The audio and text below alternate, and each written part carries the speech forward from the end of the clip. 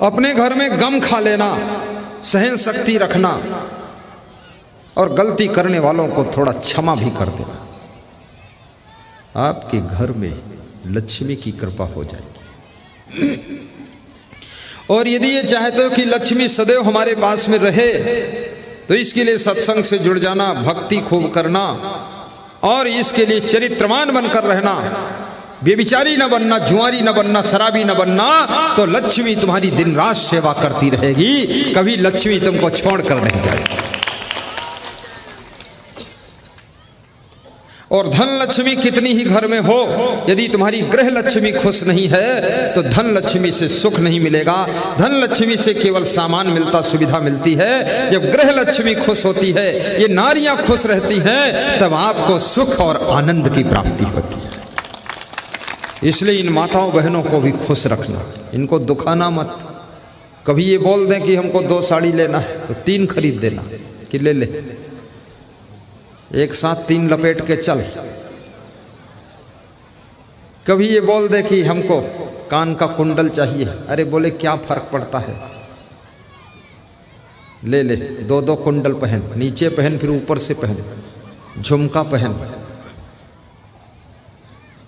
नाक की नथुनी मांगे तो इतनी वजन नथुनी दे दो कि नाक ही टपक जाए। 2-4 लाख में क्या फर्क पड़ता, खुश रहने दो। और मैं स्त्रियों से भी कहता हूं, जो नारी अपने घर के पुरुषों को खुश नहीं रख सकती है, वो चाहे जितने सोने के कुंडल पहने, सोने का हार पहने, पायल पहने, चांदी की, कड़ा छड़ा हथकड़ा बाजू बंद झांझड़ा सब पहन ले, लेकिन उसको सुख नहीं मिल सकता है। यदि तुम्हारे घर में स्थिति परिस्थिति ज्यादा अच्छी नहीं है तो सोना चांदी के लिए हैरान मत हो। आपका सोना चांदी का हार पति की खुशी ही आपका सबसे बड़ा आभूषण है, उसको खुश रखिए, इससे आपको सुख मिलेगा। जितने लोगों की इच्छा है अगले साल फिर आना हमारे झारखंड में, वह लोग हाथ ऊपर उठा करके बता दें। साल में 1 बार आऊं कि 3 बार आऊं? अरे 3 बार आऊं कि यहीं रहूं? हैं? झारखंड में क्या मेरे लिए साल भर रोटी नहीं मिलेगी, चावल नहीं मिलेगा, सब्जी नहीं मिलेगी? क्यों नहीं मिलेगी? जरूर मिलेगी। 365 दिन होते हैं, अगर एक एक दिन एक एक घर में भोजन लूं तो यहाँ 10,000 लोग हैं, तो 10,000 दिन के बाद नंबर उस व्यक्ति का आएगा। और 10,000 में आपको पता है, मुझे पता है, मेरे 30 वर्ष निकल जाएंगे और 30 वर्ष में तो जिंदगी निकल जाएगी, तो सदा रह जाऊं तो क्या फर्क। झारखंड में प्रवचन करता रहूं, बिहार में भी करके आ जाऊं, यहीं से एरोप्लेन में बैठूं तो मध्य प्रदेश चला जाऊं, ये ठीक रहेगा कि नहीं? जिनके मन में इच्छा है कि झारखंड में आश्रम भी बना दो गुरुदेव, कम से कम घोंसला बन जाता है तो चिड़िया दिन भर के बाद शाम को वापस लौटकर वहां आती है तो गीत गाती है, और गीत गाती है तो पड़ोस के लोग सुनते हैं, तो आपका घोंसला आश्रम बन जाएगा। तो आप कम से कम कभी कभी लौट कर आओगे तो आप प्रवचन के गीत गाओगे तो झारखंड के लोग सुन करके आनंद पाएंगे। सबकी इच्छा है कि आश्रम बना दो, छोटा मोटा है इच्छा, तो इच्छा ऐसे थोड़े पूरी होती, दोनों हाथ उठाकर ऊपर ताली बजानी पड़ती, ऐसे बजा दो। आश्रम एक झटके में बन जाएगा। कैसे बनेगा? जैसे बनेगा तैसे बनेगा, लेकिन बनेगा।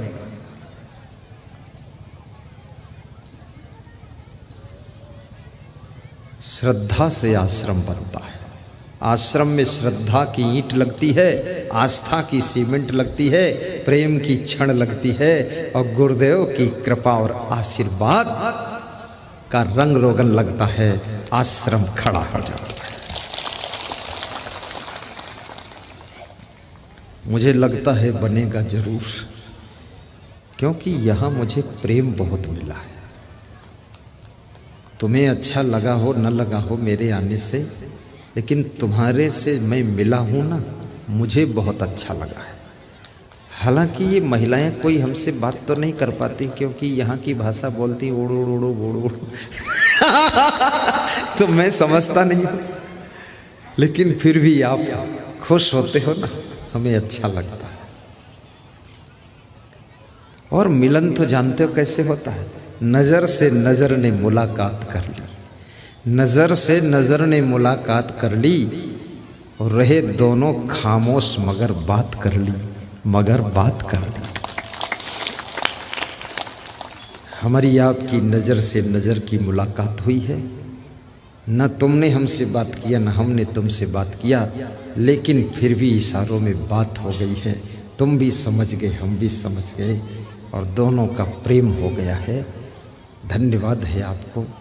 और ये गीत याद रखना कि प्रेम की गंगा बहाते चलो, ज्योति से ज्योति जलाते चलो। ईर्ष्यु घृणी न संतुष्ट, तीसरा लक्षण विदुर जी कहते हैं जो कभी संतुष्ट नहीं होता है। अभी जैसे हमारे भक्त अशोक शर्मा जी ने कहा था, मुझे गुरुदेव से यही आशीर्वाद चाहिए कि मेरा मन संतुष्ट रहे। बहुत बड़ा आशीर्वाद मांग लिया, करोड़ों मिल जाए, अरबों मिल जाए, सब कुछ मिल जाए, लेकिन संतुष्टि नहीं है तो ये मन खाली का खाली रहता है। और याद रखना, जिसके मन में संतुष्टि आ गई, कुछ मिले ना मिले, सब कुछ मिले ना मिले, जो मिले सो मिले, लेकिन मन सुख शांति से भर जाता है। संतोष। गोधन गज धन बाज धन और रतन धन खान, जब आवे संतोष धन सब धन धूरि समान। यद्रच्छालाभ संतुष्टो द्वंद्वातीतो विमत्सरः, समः सिद्धाव सिद्धोऽपि च कृत्वापि न निबध्यते। संतोषामृत्रपता नाम तत्सुखम शांत चेतसाम, न च तद्धन लुब्धानाम इतश्च एतस्य धावताम। उपार्जितानाम वित्तानाम त्याग एव हि रक्षणम, तडागोदर संस्थानाम परिवाहि वाम्बसाम। सांतुल्यम तपो नास्ति न संतोषात् परम सुखम, न तृष्णाया परो व्याधि न च धर्मो दया समा। संतोष से बड़ा कोई सुख नहीं, लेकिन संतोष का अन्यथा अर्थ मत लगाना। काम ना करना संतोष नहीं है, काम ना करना आलस्य है।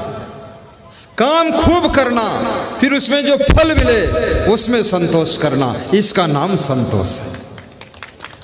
कितने लोग संतोष का उल्टा अर्थ लगा करके कोढ़िया बनकर बैठे हैं, हाथ पर हाथ धर के बैठ गए, बोले संतोष हो गया, अब काम क्यों करूं मैं।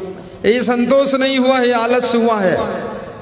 संतोष उसे कहते हैं कठोर परिश्रम करने के बाद जो उसका रिजल्ट मिलता है, उस रिजल्ट को पा करके खुश रहना, इसका नाम संतोष होता है।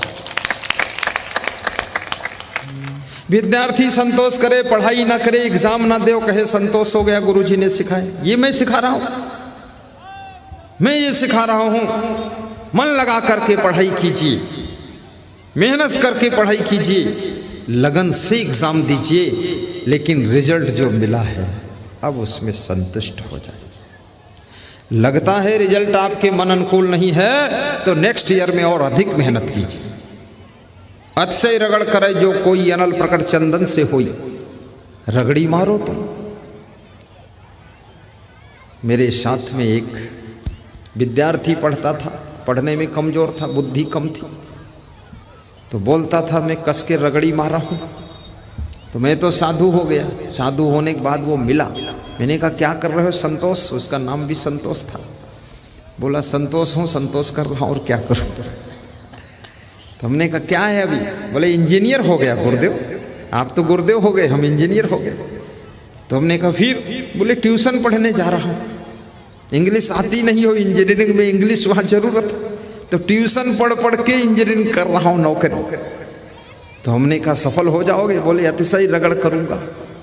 रगड़ी मार कर वो इंजीनियर हो गया। आप तो बहुत बुद्धिमान हो, ये बेटियां बहुत बुद्धिमान हैं, ये बेटे भी बहुत बुद्धिमान हैं। खूब रगड़ी मारो, मोबाइल के आकर्षण में मत फंसो, फैशन के आकर्षण में मत फंसो, मनोरंजन में मत फंसो, खेल कूद में टाइम बर्बाद मत करो, गुस्सा ना करो, माता पिता की बात मानो, उनसे नाराज मत हो, मुंह मत फुलाओ, गल फुलवा मत बनो, खुश हो करके रहो, ज्यादा सो मत, ज्यादा खाओ मत, ज्यादा रो मत, हंस करके माता पिता के साथ रह करके और मन लगा करके पढ़ाई कीजिए, गुरु का ध्यान लगा करके देखिए आप टॉप करोगे, बिल्कुल फर्स्ट डिवीजन होगा। ईर्ष्यो घृणी न संतुष्टा क्रोधो नित्य संकिता। चौथा लक्षण, जिसको क्रोध बहुत आता है वो हमेशा दुखी रहता है, क्रोधी स्वभाव का व्यक्ति। तुम्हारे अनुकूल सदैव सब कुछ नहीं हो सकता है। तुम क्रोध करो चाहे विरोध करो, सब अनुकूल नहीं होता है, इसलिए क्रोध नहीं करना चाहिए। गम खा लीजिए, थोड़ा सहनशीलता रखिए। नित्य संकिता है, और जो व्यक्ति सदैव शंका में रहता, किसी के ऊपर संदेह नहीं करता ही रहता, विश्वास करता ही नहीं है, वो समझता मैं ही ईमानदार हूं, बाकी सब बेईमान भरे। ये बात भी गलत है। तुमसे भी अधिक ईमानदार लोग हैं। हमारे साथ में ऐसे ऐसे साधु है, बिल्कुल मेरी 2 कॉपी है ईमानदारी में। अपने बाप को भी 1 रुपया देगा तो शाम को हिसाब लेगा। मेरे को भी कभी कभी देता है 1000 रुपया, क्योंकि सब डिब्बों में ताला लगा है, मुझे मिलने वाला नहीं। तो मैं उससे मांगता हूँ, एरोप्लेन से जा रहा हूँ, 2000 दे देना। जब लौट के आता हूँ तो कहता हूँ 2000 का हिसाब बताइए। तो मैं कहता हूँ पूरा पूरा रखा है, हमने खर्च ही नहीं किया, ले लीजिए। मुझे भी हिसाब देना पड़ता है। पड़ता नहीं है, मैं देता हूँ खुशी से, क्योंकि मैं जब हिसाब किताब सही दूंगा तो सभी संत सही हिसाब किताब देंगे, और जब पूरा कंट्रोल रहेगा तभी तो इस संस्था का विकास होगा। उल्लुल जुल्लुल व्यवस्था से विकास थोड़े होता। मेरे से भी अधिक मेहनती संत है इसमें, मेरे से भी अधिक फिकिरती संत है। ये संत है, ये मेरे से ज्यादा अनुशासन इसके पास है। ऐसे बोलता है, जिसको ठीक से रहना रहो, नहीं तुरंत चले जाओ यहां से। तो मैं डर जाता हूं कि मुझे ना तुरंत विदा कर दे।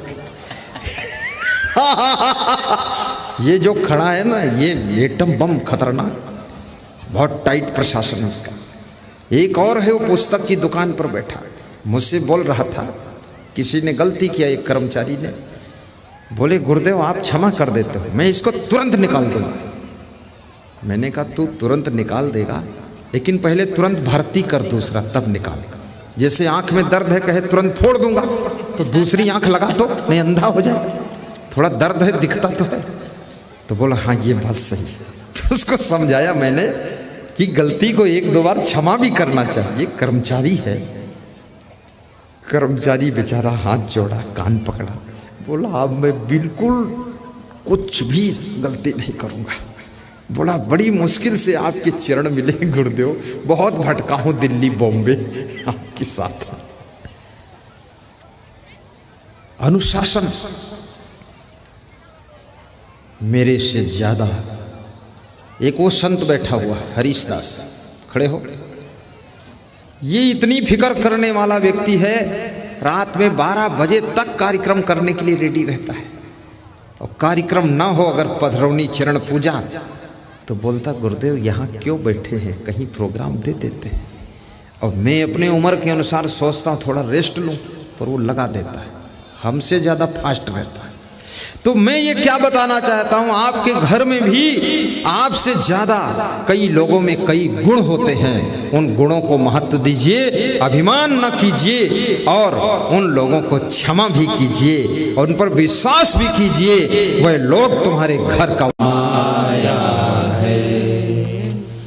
कबीर से किसी ने पूछा कि साईं कहाँ रहता है, तो कबीर का उत्तर दिल को छूने वाला उत्तर है। कबीर कहते हैं, ज्यों तिल माही तेल है, चकमक माही आग। ज्यों तिल माही तेल है, चकमक माही आग। तेरा साईं तुझ में जाग सके तो जाग, जाग सके तो जाग। कबीर साहब कहते, यदि माया की नींद से जाग जाओगे, मोह की नींद से जाग जाओगे, तो तुम्हारा साईं तुम ही में मिल जाएगा। और माया मोह नींद में सोए रहोगे तो न मंदिर में मिलेगा, न मस्जिद में मिलेगा। चाहे जितना जंतर मंतर बोलते रहो, कुछ भी कोई फर्क नहीं पड़ेगा। ये मंत्र बनाने वाला भी तो आदमी है। ये मंत्र जंत्र तंत्र, खूब मंत्र बनाओ, ही हु हा हो मो भी हाँ, सब चाहे जिस भाषा में बोलो, तुमको पता भी नहीं कि तुम जितनी भाषा बोलते हो तुम्हारी भाषा कोई भगवान समझता है। तुम हिंदी, इंग्लिश, संस्कृत, उर्दू, फारसी, अरबी और खरबी जो भी बोलो वो समझता है कि नहीं समझता। तुम कहाँ गुजराती बोलते जा रहे हो, हैया रे दैया रे।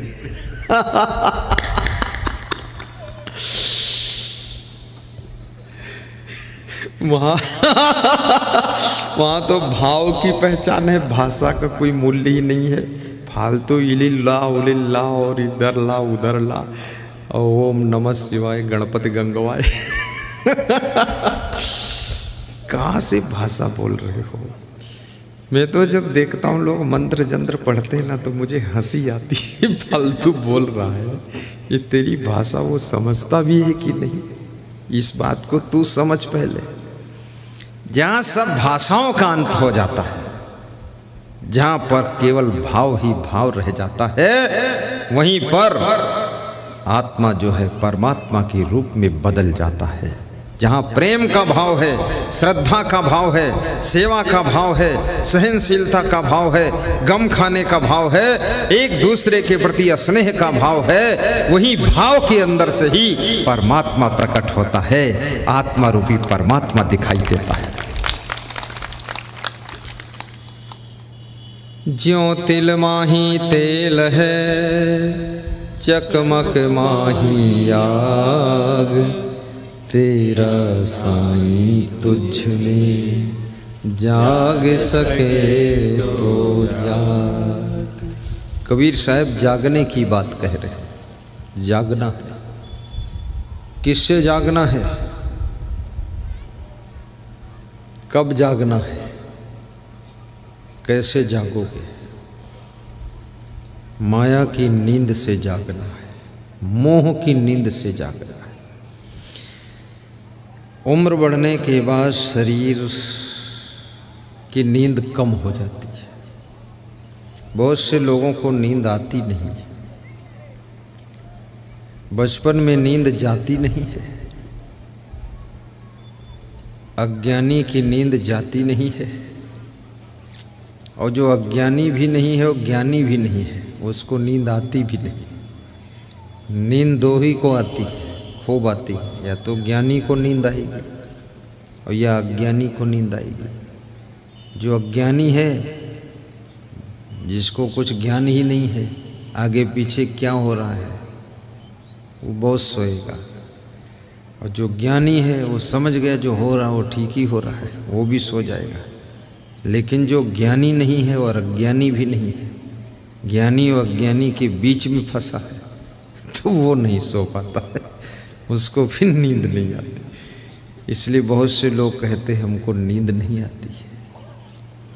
पर कबीर कहते हैं जागो। तो किस नींद से जागना है? शरीर की नींद से जागने की बात कबीर नहीं कह रहे। कबीर मन की नींद से जगाना चाहते हैं। मन की नींद, धन की नींद, मोह की नींद, लोभ की नींद, काम वासना की नींद, क्रोध की नींद, अभिमान की नींद, बहुत सी नींदों में सोया हुआ है जी। कठोपनिषद के ऋषि ने भी कहा है, उत्तिष्ठित जागृत प्राप्त वरान निबोधत, क्षुरस्य धारा दुरत्या दुर्गम पथस्तत् कवयो बदंती। कि हे साधक, ये ज्ञान का मार्ग छुरे की तेज धार के सदृश मार्ग है। इस ज्ञान के मार्ग पर चलना बहुत कठिन, जैसे छुरे की धार पर चलना कठिन है। छुरे की धार पर चलो तो कट जाओ, ऐसे ज्ञान का मार्ग है।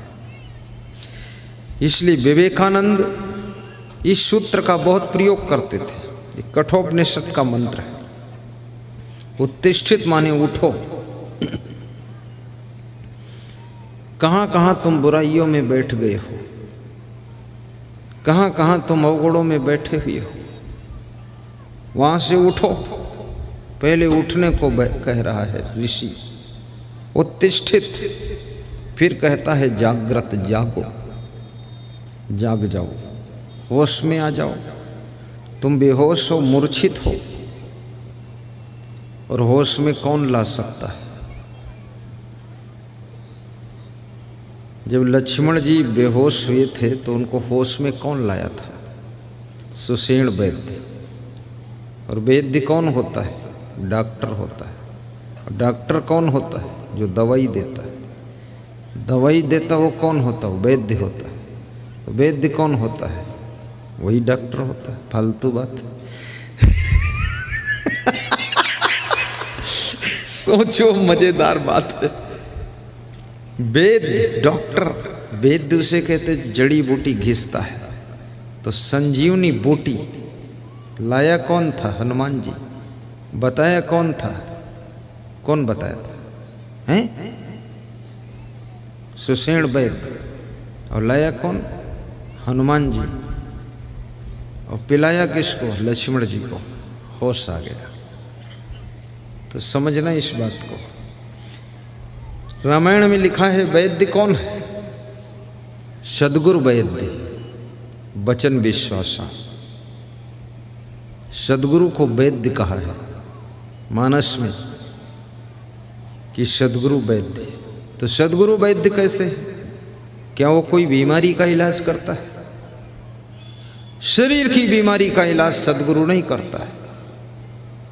शरीर की बीमारी का इलाज तो बहुत से डॉक्टर लोग करते हैं। MBBS, AMBS, BAMS doctor MD करके बैठे हैं, बोर्ड लगाकर, क्लिनिक खोलकर, हॉस्पिटल खोलकर।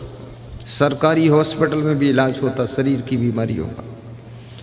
लेकिन शरीर से ज़्यादा जटिल बीमारी है मन की बीमारी, मानसिक बीमारी। ये मानसिक रोग, और मानसिक रोग का जो इलाज करता है उसको सद्गुरु कहते हैं। वो सद्गुरु वैद्य है और उसकी वाणी, उसका ज्ञान वही ट्रीटमेंट असली है। अपनी वाणी के द्वारा तुम्हारी मानसिक बीमारियों को दूर करता है। मन में बहुत सी बीमारियां, काम, क्रोध, लोभ, मोह, ईर्ष्या, द्वेष, अहंकार, पक्षपात, छल, कपट, बुराई, नशा, व्यसन, फैशन, टेंशन, ये सब मन की बीमारी है। जो फैशन है ना, ये फैशन फालतू नहीं है, ये मन की बीमारी है। ये मन की बीमारी झलक कर बाहर आई, छलक कर बाहर आई। जैसे बाल्टी में ज़्यादा ऊपर तक भर दो तो छलक जाता है, ऐसे अंदर वासना भरी है, वो फैशन के रूप में छलक रही है। तो पेंट में छेद कर लेते हैं लोग, ये भी फैशन है। इतना अच्छा कपड़ा है पेंट का, मजबूत कपड़ा, जीन्स की पेंट, उसमें 2-3 जगह छेद करते हैं। जांग के पास छेद, घुटने पर छेद। चलो गनीमत है जो पीछे छेद नहीं किया। नहीं तो पूरा अमेरिका दिखाई पड़े, पागल कहीं का। ये छेद क्यों कर रहे हो? वो छेद ही करना तो पहन क्यों रहे? पूरा खोलो, खोल दे, नंगा हो जाए, क्या परेशानी? नागा बाबा साधु घूम रहे हैं नंगा धड़ंगा, बस तू भी वैसा हो जाएगा और क्या हो जाएगा। ये गाय भैंस नंगी घूम रही है, खूब नंगे हो जाओ, उसमें क्या पाओगे? गाय भैंस, कुत्ते, बिल्ली, कुतिया, चिड़िया सब नंगे ही तो घूम रहे हैं। केवल मनुष्य ही कपड़ा पहनता है, वस्त्र पहनता है। अब मनुष्य एक नई नाटक बना रहा है, कहीं इधर कटिंग करता, कहीं उधर चीटिंग करता, कहीं उधर गड्ढा बनाता है, छेद करता है। मनुष्य की खोपड़ी बहुत दुष्ट खोपड़ी।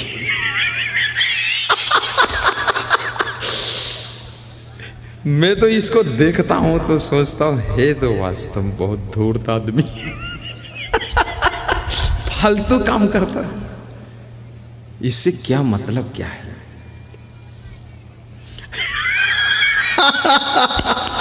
और इसको कहते फैशन। फैशन क्या मतलब है? कहेगा फैशन, आपको सजाना है तो आप अपना घर सजा दीजिए। तो घर में तो घूरा लगा भंगार है, झाड़ू लगाना नहीं चाहते। आपको सजाना है, गाड़ी सजा दीजिए, मंडप सजा दीजिए। आपको सजाना है, साफ सुथरे कपड़े पहन लीजिए। ये कौन मॉडल है? कपड़ों को फाड़ के पहनना। अब इसको कहते हैं ये फैशन और श्रृंगार। नंगम नंगा लाल। मर्यादाओं को ढांक कर रख लो, और जितना ज़्यादा मर्यादित रहोगे आप, जैसे मैं अभी यहाँ तक पहने हूँ, यहाँ तक हाथ दिखता है, तो तुम्हारा मन क्या होता है, और थोड़ा खिसक जाए, दिख जाए, क्या है, क्या है, वही है तुम्हारा हाथ, वही मेरा हाथ, और उसमें क्या तो ये जितना दुनिया में चल रहा है, इसमें दिमाग कितना लोग खर्च करते, कितना खराब करते खोपड़ा अपना, कुछ भी नहीं है। वासना, विषय भोग, इससे भी एक दिन तुम ऊब जाओगे, इससे भी हार जाओगे, इससे भी थक जाओगे, और इससे बहुत दुखी हो जाओगे, और इससे दूर भागोगे, फकीर बन जाओगे, साधु बाबा बन जाओगे। कुछ भी इसमें सार नहीं है। बहुत सी स्त्रियों को कहते मैंने सुना है, वे कहती हैं मेरा मन होता घर छोड़कर कहीं भाग जाऊं। तो मैं कहता हूं जब तुम्हारा मन होता है कि घर छोड़कर कहीं भाग जाऊं, तब तो भाग सकती हो कि कहीं भागना, तो चाहे कहीं भाग जाओ। एक निश्चित जगह पर भाग के जाना हो तो थोड़ा सोचना पड़ेगा, लेकिन कहीं भागना है तो चाहे कहीं भाग जाओ, क्या फर्क पड़ता। लेकिन भाग नहीं पाओगे, क्योंकि भागना भी कठिन है। कैसे भागोगे? अंदर भय भरा हुआ है कि कहीं भागेंगे और जैसा यहाँ मिला ऐसा भी ना मिला तो क्या होगा।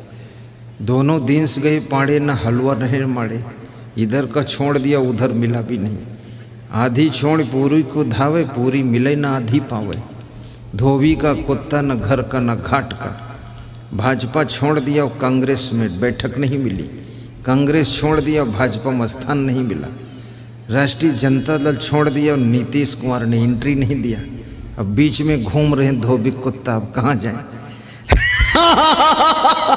ये बहुत मुश्किल का काम। इसलिए कोई पुलिस का आदमी है वो भी नौकरी नहीं छोड़ पाता है, हालांकि वो परेशान हो जाता है। इतना मोटा कपड़ा पहने पहने उसका शरीर सब सड़ जाता है कभी कभी उसको गुस्सा आती है, हटाओ बोरा निकाल कर फेंक दो। बेवकूफ आदमी इतना लाद के। मेरे आश्रम पर नेपाल बॉर्डर में 5 पुलिस वाले मेरी ड्यूटी में थे, तो एक बोल रहा था ये देखो ये बोरा से छुट्टी कब मिलेगी मैंने बोरा है कि पुलिस का यूनिफॉर्म है। अरे बोले होगा यूनिफॉर्म, तंग हो गए ना, इसमें हवा घुसती इतना मोटा है, पॉलिस्टर है। अब आदत बन गई, उसी में सड़ रहा हूँ, क्या करूँ। लेकिन फिर भी नौकरी छोड़कर भाग नहीं सकता, क्योंकि भागे तो उसको ऐसा लगता है ये भी नहीं मिला तो क्या होगा। भागने की हिम्मत बहुत कम लोगों के पास होती है, और कभी भागने में धोखा भी हो जाता है। आपने व्यास गादी से तो छलांग ले ली, पर आगे प्लेटफार्म नहीं मिला तो कहाँ गिरोगे जाकर? कुआं में गिर जाओगे। बंदर भी एक डाल छोड़ने से पहले आइडिया लगा लेता वो डाल है तब कूदता। तो आदमी तो बंदर से बुद्धिमान है, ये तो पूरा पेड़ देख लेगा तभी कूदेगा, नहीं तो कूदेगा उसी में बैठा रहेगा। जो जागल सो भागल हो रमैया राम। जो जागता है वही भागता है। सोए सोए कैसे भागोगे? और तुम अभी प्राणी पदार्थ की नींद में सोए हो, लोभ मोह की नींद में सोए हो, कैसे जागोगे? कोई सद्गुरु जगाएगा। संतो जागत नींद न कीजे, संतो जागत नींद न कीजे। संतों, जागते रहना, जागते जागते नींद में न चले जाना, संतों को समझाया गया।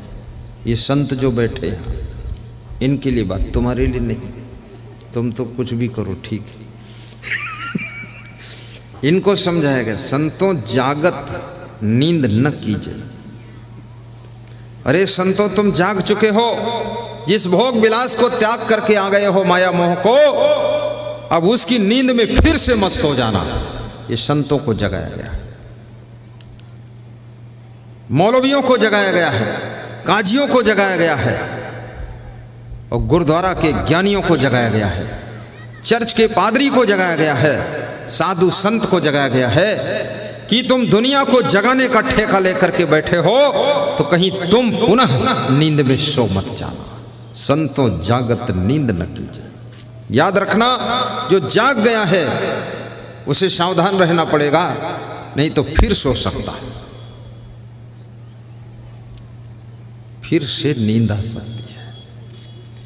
तुम बुराइयां छोड़ चुके हो लेकिन फिर से बुराइयों में फंस सकते हो। तुमने चोरी छोड़ दी है, फिर से चोरी शुरू कर सकते हो। बेविचारी छोड़ी है, फिर से बेविचार शुरू कर सकते हो। और तुमने लड़ाई झगड़ा छोड़ दिया है, फिर से शुरू कर सकते हो। इसलिए याद रखना, संतों तुम जाग चुके हो, होश में आ चुके हो, अब पुनः इस संसार की माया मोह में सो मत जाना। क्यों? क्योंकि तुम्हारी जगाने की भी ड्यूटी है। संत वह है जो माया मोह की नींद से खुद जागता है और पूरे संसार को जगाने का काम करता है। उसी को संत कहते हैं। जो संत दूसरों को जगाता नहीं है वो संत समझो अभी सोया हुआ है। जागो और जगाओ। कैसे? कोई शराब पी रहा है, उसकी शराब को छुड़ाना ही उसको जगाना है। जुआ की आदत को छुड़ाना, बेविचार की आदत को छुड़ाना, ये राग द्वेष पक्षपात भेदभाव की आदत को छुड़ाना, यही जागना है। और जिस समय तुमको होश आएगा, जिसकी नींद टूट गई है उसके लिए अब हिंदू भी खत्म हो गया, मुसलमान भी खत्म हो गया, सिख भी खत्म हो गया, ईसाई खत्म हो गया। उसके लिए तो शुद्ध इंसान बचता है। और जो भी सोया हुआ है उसके लिए बहुत कुछ दिखता है। याद रखना, धर्म के नाम पर जितना लोगों ने नींद लिया है, इतना तो राजनीति के नाम पर भी लोग नहीं सोए। नींद को तोड़ना है। और नींद टूटी, आँख खुली, विवेक जागा, फिर तुम गलत न कर सकोगे। जिनका विवेक जागृत हो गया है उनके हाथों से गलत होता ही नहीं है। बहुत समझाना पड़ेगा उनको गलत करने के लिए, फिर भी वो समझेंगे नहीं। कितनी स्त्रियां अपने पतियों को समझाती हैं कि तुम कुछ तो अपने भविष्य के लिए बचाओ, कुछ तो भाइयों से चुराओ, कुछ बाप से कपट करो। तुम कितने बेवकूफ़ हो, सब रख रहे हैं, तुम नहीं बचा पा रहे हो। बड़ी ट्रेनिंग देती है। कितने नेताओं को भी ट्रेनिंग मिलती है। एक आदमी मोदी जी को ट्रेनिंग दे रहा था कि तुमने क्या सीखा राजनीति में, अभी तक कुछ बना ही नहीं पाए, वही फोकटनाथ घूम रहे हो। सीखो उनसे, उनके पास कुछ नहीं था, आज हजारों एकड़ जमीन हो गई, दिल्ली और मद्रास में महल हो गए, और तुम वैसे खोखलानाथ बने। मोदी सीखता ही नहीं है, क्योंकि जिसकी चेतना जागृत हो जाती है उसको लाख चोरी बेईमानी छल कपट सिखाओ, वो सीखने वाला नहीं है। और जिसकी चेतना सोई है उसको लाख समझाओ, वो बुराई छोड़ने वाला नहीं है। इसलिए सत्संग तुम्हारे विवेक को जागृत करता है, चेतना को जागृत करता है। और जिस समय चेतना जागृत होती है, कितने पतियों की स्त्रियां समझाती हैं कि अपने माँ बाप को छोड़कर अलग हो जाओ, वो अलग होता ही नहीं, क्योंकि उसको दिखता है ये तो गलत हो जाएगा। तो स्त्री समझाती है मैं अपने माँ बाप को छोड़कर आपके पास आ गई तो गलत नहीं हुआ, और तुम अपने माँ बाप को छोड़कर मेरे ही साथ रहो तो क्या गलत होगा। अरे तो स्त्री है, मैं पुरुष हूँ, स्त्री पुरुष का अलग अलग फार्मूला होता है। तो माँ बाप को छोड़ कर आई है, बाहर से छोड़ा है, अंदर से कहाँ छोड़ा तूने। रोज फोन लगाती है मम्मी ठीक ठाक हो कि नहीं, अंदर से तो पकड़े है अपनी मम्मी को, और मेरे को क्यों छोड़ा रही अपनी मम्मी से। मैं नहीं छोड़ूंगा, नहीं छोड़ोगे तो मैं तुमको छोड़ दूंगी। ये क्या नाटक खड़ी कर दिया है तुमने। बहुत मुश्किलें खड़ी हो गई। और जिस लेडीज की चेतना जागृत हो जाती है वो अपनी माँ की तरह सासू की भी सेवा करती है, अपने पिता की तरह ससुर का सम्मान करती है और अपने पति का भी सम्मान रखती है, देवर और जेठ का भी लिहाजा रखती है, पूरे घर को जोड़ने का प्रयास करती है और किस तरह से मेरे घर का संगठन बना रहे और किस तरह से उन्नति हो। जिस नेता की चेतना जागृत हो जाती है पूरे देश की उन्नति के लिए सोचता है, किसी एक जाति के लिए नहीं, मजहब के लिए नहीं, सबके विकास के लिए सोचता है कि हमारे देश की सड़क कैसे बनेगी, देश के पुल कैसे बनेंगे, ओवर ब्रिज कैसे बनेंगे, ये जाम कैसे खत्म होगी। न जाम खत्म हुई, न काला जाम खत्म हुआ, न सफेद जाम खत्म हुआ। आज तक 70 साल हो गए सरकार बदलते बनते, लेकिन भागलपुर कहलगांव की। सदगुरु कबीर साहिब कहते हैं, करो विचार जो सब दुख जाए।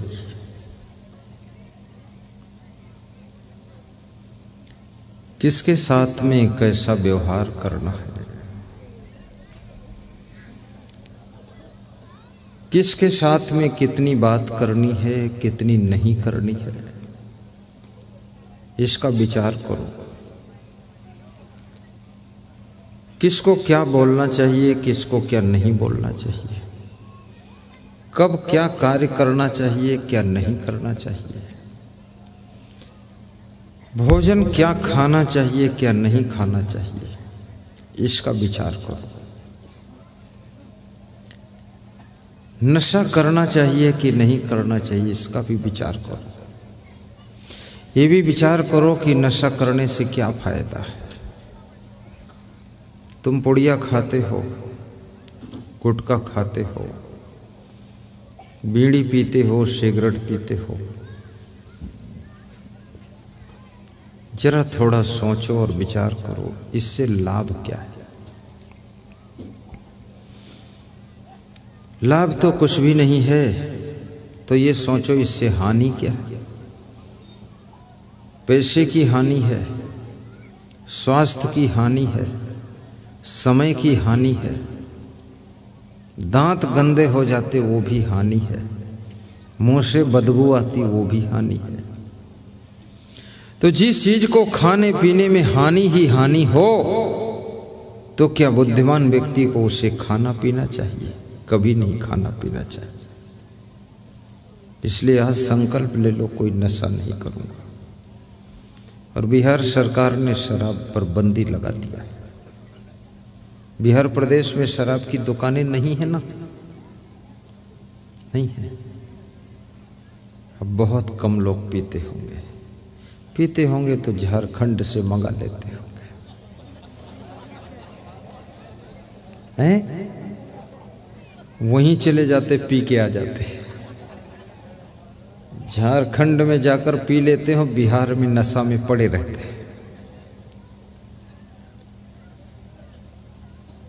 पीना है तो सत्संग की शराब पियो,